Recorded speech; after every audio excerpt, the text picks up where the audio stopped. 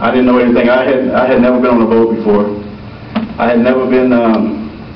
I'd never shot a weapon. Didn't know how to swim. Had never really been away from home. And when I got there, I found a whole different world. I didn't find a world that looked like me, I must say. This was back in '78. I found a Coast Guard of people that was smart, people that was on the ball, and I knew that when I got out of boot camp and I went to my first unit, I knew that I had to have a game plan. I knew that I had to step up, because back then you either how can I say that politically? You either basically, if you didn't do right, you got kicked out. So what I did, I found me mentors. I found people that was on the way up, and I would look at those people. I would see them doing great things, and I knew that I had to have a plan. And my plan was always, when I went somewhere, to find somebody that was on the way up, that was doing something good. Because you had people out there that was on, like I said, it was on the ball, and they was moving up. And what I did was, I found a mentor, and I would get all the knowledge I can from them. And when I found myself stagnated, I always had my brother Michael. He would always call me, and my sister Thelma and Shirley and Rosemary. They always would keep me grounded. So I said, Bruce, we are a family of achievers. There's no option for failure. So therefore, I had no choice but to make it. And one of the greatest assists I got when I was coming up was when I was in Roehampton Roads, and I had worked all the way up. I was trying for recruiting duty. That was one of my goals, to make recruiting duty. And I received orders to Spokane, Washington, and I had called out there and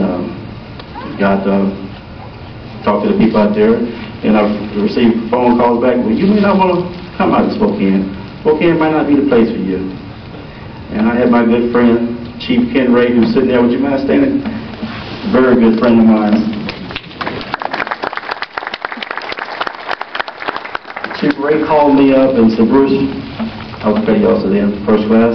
He said, Bruce, come to Glen Burnie, Maryland. I want to meet you. So I drove all the way up to Glen Burnie. We sit down and we talked. We had lunch, and got back to my Roehampton Roads. Got a phone call, and you was going to Spokane, Washington.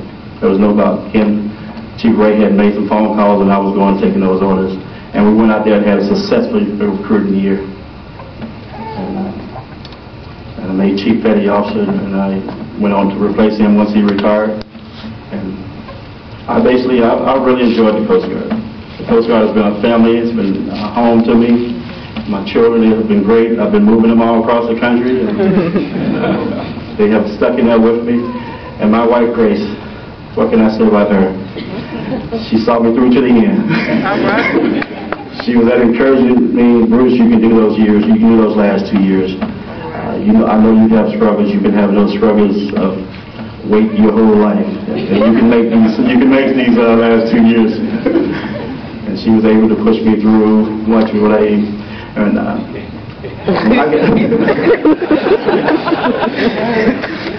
and my time here at ISC New Orleans, I have worked with some great people. I have worked with, I think I was counting off 4 captains. We have 1 captain here. Captain Reagan is here. Am I standing, Captain Reagan? Thank you for your time. And I worked with also a lot of great people here. And Commander Shannon, I see you out there. Appreciate all your service. Appreciate you looking out for me. And everybody, I just really enjoyed being here. Really enjoyed these last 9 years. It's been great. I didn't know I would come here and stay 9 years, but I used to always talk about people who come to a unit and stay so long, but I ended up at the end. Well, I must really end now. God bless the United States Coast Guard and all the men and women who serve in it. Thank you.